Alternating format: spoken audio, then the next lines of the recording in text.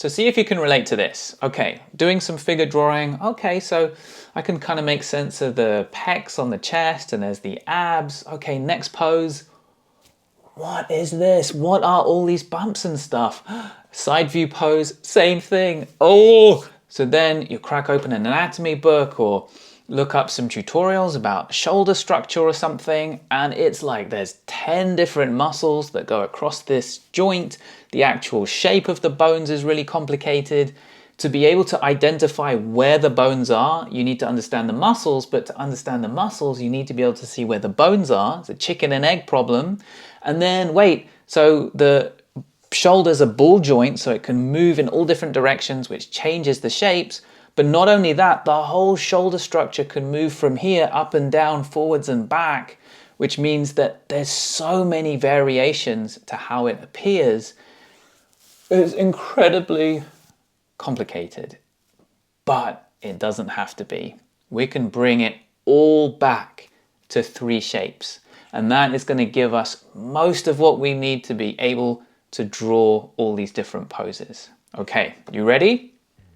So these 3 shapes roughly correspond to the deltoid and the shape it creates with the spine of the shoulder blade, and then the teres major and the shape it creates with the border of the shoulder blade, and then the trapezius, which is going to go from the spine up to the shoulder blade.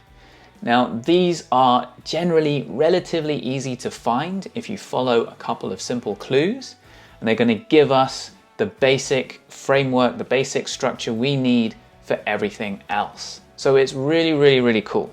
All right, so how do we figure this out? So the first question to ask is, where is the acromion? It's often really easy to find. So the acromion is this outer bony bit of your shoulder. If you feel your shoulder, your arm is down, you should be able to feel some kind of bony bit there, which is the acromion. As your arm raises, the deltoid muscle might bulge out around that acromion, so it becomes an indent. But still you can feel it, the boniness there. So once you can see the acromion, you know that the spine of the shoulder blade, like the sort of basically the top edge of the triangular shape of the shoulder blade, is going to be coming off that. So the second question is, of these bumps and indentations that you see in this area, which ones might be the spine of the shoulder blade? We don't know which one, but there might be some candidates. It could be an indent because muscles are bulging out around it, or it could be sticking out sometimes. But there could be some kind of line coming off the acromion. Could be here, we're not sure yet. We know that there's going to be another line, which is the border, the sort of inner edge of the shoulder blade. It's going to be coming off at an angle from the spine of the shoulder blade. The angle's going to be more than 90 degrees. So again, do we have another line? Sometimes at this point it's really obvious, like, oh, it's there and there. Sometimes though, you're like, oh, is it there or is it there? You're not sure, so we're going to need more clues. But we found the acromion, and then now we're finding some possible places where the shoulder blade might be.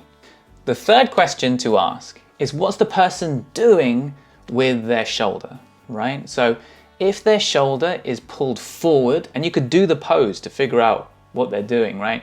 If the shoulder's pulled forward, because you can pull the whole shoulder structure forward, then you'd expect that the shoulder blade is going to come away from the spine and it's going to start to come around to the side of the rib cage. If the shoulder is pulled back, then you would expect the shoulder blade to come in closer to the spine, right? If the shoulder is raised, because you can just raise the whole thing, you expect that shoulder blade to be going up high.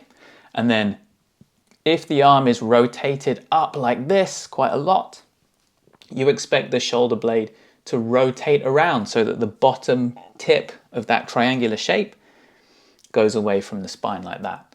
So what are they doing? And does that help you figure out where that shoulder blade is? But we might need more clues to understand where the shoulder blade is.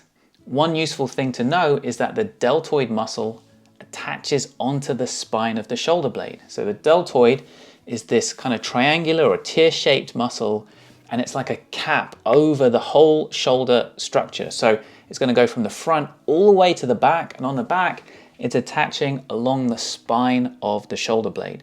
So we're going to see that shape, and we're not going to clearly see it go all the way to the spine of the shoulder blade because there's a tendon there and it's a bit flatter, so it's not bulging out, but it kind of points to the spine of the shoulder blade.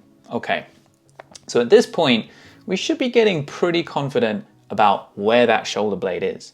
One more clue though is the teres major. So coming from the upper arm, a little way down the upper arm, there's going to be this muscle that curves straight into the torso, and it's going to take us straight to the bottom of the shoulder blade. Okay, so with those clues in place, we have a pretty good idea. And then one more muscle to look out for is the trapezius. And so what we're going to do is see this kite-shaped muscle of the upper back. It's going to go from the back of your head down to these acromions. So it creates this curve here, and then all the way down the spine as well. And as it goes from acromion down to the spine, it's going to kind of clip the top inner corner of the shoulder blade.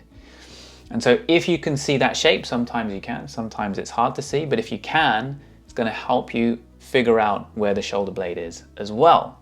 Now sometimes, very often actually, the answer to some of those questions is going to be, I don't know, right? And the cool thing is with this is it doesn't actually matter, because maybe you can't see the acromion, so the shoulder is turned in a way where you can't see it or something, but often then you can still see the spine of the scapula coming down, or you can see that deltoid shape, which is going to point to the spine of the scapula, or you can see the teres major pointing to the bottom tip of the shoulder blade, and then you know that it's going to come up, and then the spine of the scapula is going to be an angle off that. Sometimes you can't figure out where the teres major is, but you can see the other stuff, and therefore you know where the shoulder blade is, and that tells you where the teres major is going to be. So you can often answer like 3 or 4 of these questions, and then that's going to give you the answers to everything else. Now, once you can see that curve of the teres major and you know where the border of the shoulder blade is, once you can see the deltoid shape and you know where the spine of the scapula is, that's going to give you these 2 shapes, and that's really going to help you make sense of what's going on. And then you can see the spine, and very often you'll be able to figure out some kind of trapezius shape there too. And it's okay if you don't really, you can't really make out the trapezius, for example, so you can't really figure out that shape. If you can't see it very well, then maybe you don't need to draw it really, really clearly because it's not that visible, right? Now, the cool thing is that with these ideas, you can understand a lot about the shoulder from the side, because all this stuff, the rib cage is curved, and so a lot of this stuff is visible from the side and the back.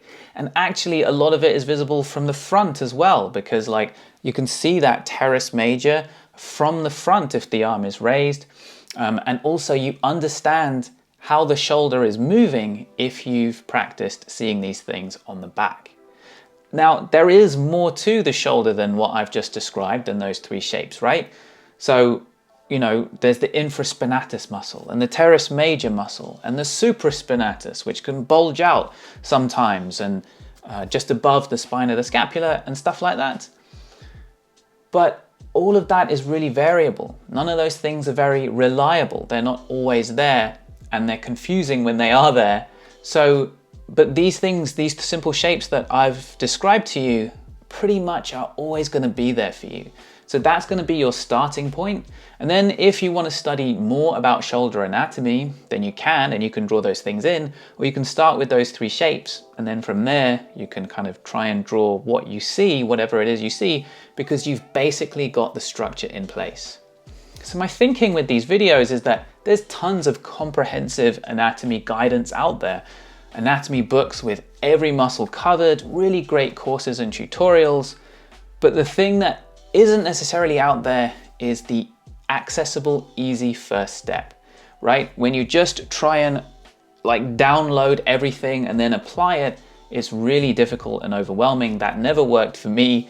And so I'm trying to break it down to give you those first steps. And then once you're confident with these ideas, it's going to be so easy to build more knowledge on top.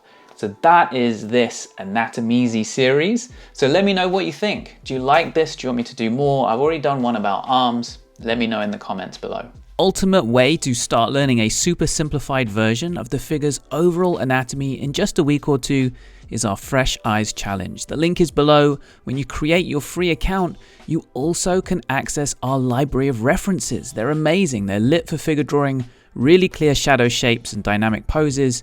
And if you want to dive deeper into topics like this, check out our study group. We study a different specific topic every month. So we've done values, we've done simplifying forms, and we've also done arms, and this month we're doing shoulders. That's also linked below. Now I've made a video explaining arms and how to draw them. It's really good, check it out, it's on the screen. I'll see you over there.